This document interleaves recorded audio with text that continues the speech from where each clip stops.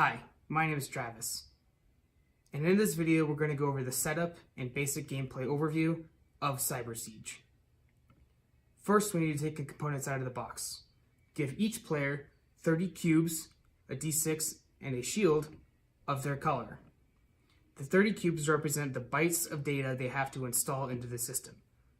The d6 represents the packet size, or the number of data bytes they get per turn.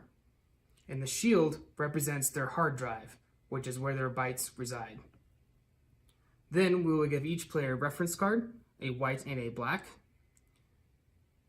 and then we will move on to choosing the programs. We will choose the number of programs equal to 2 times the number of players plus 2. So in this case, we're setting it for a 3-player game. We need 3 times 2, which is 6, plus an additional 2 gives us a total of 8. We will choose half black and half white. Now you can choose these by choice, or you can do it randomly, or you can use the presets that are in the rules. Then we will take execution cubes equal to the number of programs that are out. In this case, we have 8 programs, so we take 8 execution cubes. Then we will take the 2 purple DDoS cubes, the 1 red firewall cube, and the black D6, and we will place it near the center of the board, as they may be used during the game round. Then we will take the archive box and place it near the center of the board to where all players can reach with the lid open. Lastly, we will conceal everyone's bytes of data.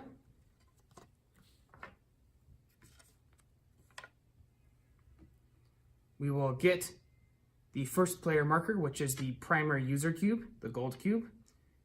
And you can either choose someone at random to be first player, or you can use the special variant in the rules. In this case, we'll just say red is going to be first player. That concludes setup. Now we move on to the gameplay overview. The object of the game is to get all of your bytes of data from your hard drive out into the system, which consists of the area in front of your screen, the programs, and the archive. As soon as you get your last bit of data out from behind your screen, you win immediately. Now, if there is a tie, the player who removed the fewest wins. So in this case, if the last bytes of data were removed, where purple had 1 byte of data left, and orange had 2 bytes, and they removed them all at the same time, purple would win because he pulled out fewer bits of data than orange.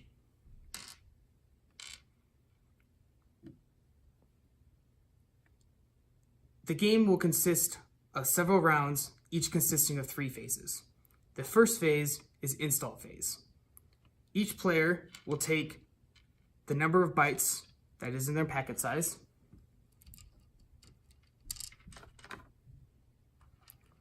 which starts at 3. And every round, it will go back to 3, even if the programs changed what your packet size was. So, starting with the person who's the current first player, which we have arbitrarily decided red was, they place a byte of data and install it onto any program.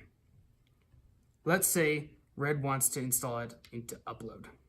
Then it will go clockwise, and orange will place a byte of data on any tile. Now you can install your bytes of data into any program. It could be an occupied program, such as this one, or an unoccupied program. Next, up for action is purple, and purple will choose format. Then it goes around and continues until all players have placed all of their bytes of data. In which case, everyone had 3, so it goes back to the first player. The next phase is program execution. We will place 1 of the execution cubes on a program to signify that it has been activated and will not be activated again this round. Each program will be activated. Starting with the current first player, which in this case is red, red will choose a program to activate. Let's say he chooses upload. He will first pay 1 byte of data from the program in order to use the program's action. Then, whatever the tile's action is, red would get to do that action. Now, the reason he got to do that action is he had the most bytes of data on that program. If red were to activate this program instead, which he could, because you can activate any program, you don't have to be winning it, then orange would win, and orange would remove 1 cube from the board, and he would take the program's action. If there is a tie, such as on SQL injection right now, the tied players, which is red and orange, would cancel each other out, and third place would win. So in this case, purple would win the program's action, and 1 of his bytes will be removed from the tile and go into the archives. We will continue choosing programs to activate in turn order until all programs have been activated. Once all programs have been activated, then the execution cubes get removed. All cubes that were on the tiles remain there. And then we go to the packet generation phase, which is the third phase. If a program were to give you an increase in packet size, you would mark it with your D6.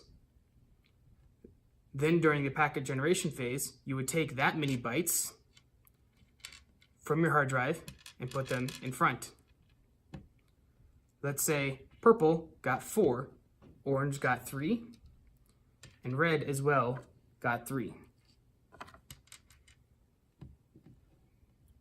Then all players will reduce or go up to 3 on their packet size for the following round. Then we will start again with the first phase.